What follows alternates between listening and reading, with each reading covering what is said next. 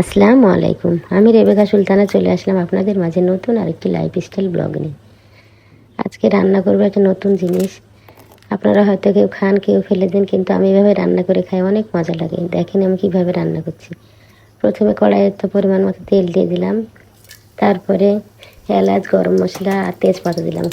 এলাচগুলো আমি পাটাতে থেতো করে নিয়েছি যেন দানাগুলো দাঁতে না পড়ে, তাদের নিচে পড়লে অনেক খারাপ লাগে। ওগুলো একটু ভাজা ভাজা হয়ে গেলে আমি পেঁয়াজ দিয়ে দিয়েছি আর কাঁচামরিচ, এগুলো একটু সুন্দর করে ভেজে নেব। আমি বেশি লাল করব না। এই যে ব্রাউন কালার হয়েছে, আদা রসুন দিয়ে দিলাম। আদা রসুন দিয়ে রসুনটা আমি অনেকক্ষণ ধরে ভেজে নেব যেন কাঁচা গন্ধটা চলে যায়। এবার দিয়ে দিলাম টমেটো পেস্টটা যাওয়ার পরে দিয়ে দিলাম কাঁচামরিচ আর পেঁয়াজ আমি ব্লেন্ড করে রেখেছিলাম, সেগুলোও দিয়ে দিলাম। এবার আমি সব গুঁড়ো মশলাগুলো দিয়ে দিলাম, হলুদের গুঁড়া, মরিচের গুঁড়া, ধনিয়ার গুঁড়া, জিরার গুঁড়া, সবগুলো দিয়ে লবণ দিয়ে মশলাটাকে সুন্দরভাবে কষিয়ে নেব।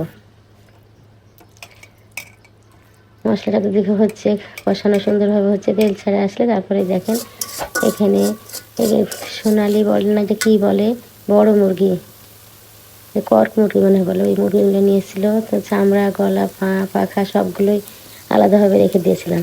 মাংসের সঙ্গে তুলে তো খাবে না ছেলে, সেজন্য আলাদাভাবে রেখে এবার আমি ভেজে নেব। সবগুলো দেখেন আমি দিয়ে দিলাম, তারপরে মশলার সঙ্গে আমি সুন্দর করে ভেজে নেব।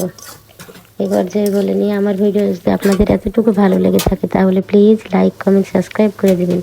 আর যদি ফেসবুক পেজ থেকে দেখে থাকেন শেয়ার করে দিয়ে আমার সঙ্গেই থেকে যেতে পারেন। দেখেন কি সুন্দর করে মাংসের চামড়াগুলো ভোনা ভোনা হয়ে গেছে। এবার আমি অনেকগুলো রসুনের কোয়া ছিলে দিয়ে দিলাম, তারপরে দিয়ে দিব আলু কুচি করে। সেম ভুড়ির মতন করেই রান্না করবো, একবার ভাজা ভাজা করে। এভাবে রান্না করে রুটি, ভাত সব দিয়ে খেতে ভালো লাগে। আপনারা একবার এভাবে চেষ্টা করে দেখবেন, রান্না করে অনেক ভালো লাগে। এভাবে আলু আর রসুনগুলো দিয়ে আবারও ঢেকে দিলাম। অনেকক্ষণ ধরে কষিয়ে নিয়েছি, আমি পানি দিইনি, কিন্তু ভাজা ভাজা হয়ে গেছে। এবার দেখবো আলুগুলো সেদ্ধ হয়েছে কি।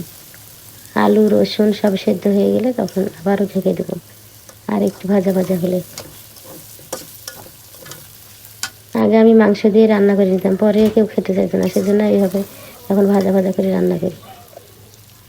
এই যে রসুনগুলো সেদ্ধ হয়ে গেছে, এবার আমি তেজপাতা, এলাচগুলো সব ফেলে দিব। দেখেন আমি ফেলে দেওয়ার চেষ্টা করছি, তেজপাতা উঠেই না চলতে। এতে রান্নাটা হয়ে গেছে আমার। এবার গরম ভাতের সঙ্গে খাবো। আমি আপনাদের ভাইয়াকে ভাতটা বেড়ে দিয়ে তারপরে আমি খেয়ে নেব। আসসালামু আলাইকুম।